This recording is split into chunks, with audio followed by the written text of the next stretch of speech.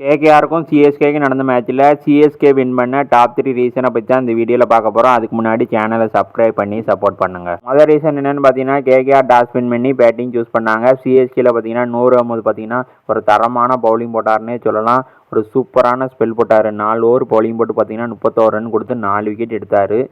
KKR பார்த்தீங்கன்னா 20 ஓவரில் 179 run தான் அடிக்க முடிஞ்சிச்சு.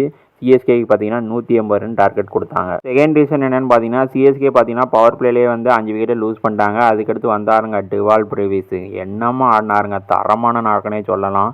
25 பாலுக்கு 52 ரன்னுங்க.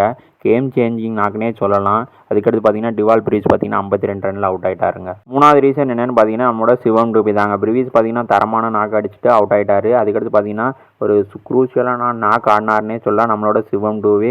லாஸ்ட் ஓவரில் பார்த்தீங்கன்னா 8 ரன் தேவைப்பட்டுச்சு. நம்ம டோனி பார்த்தீங்கன்னா ஃபஸ்ட் பாலே 6 அடிச்சிட்டாரு.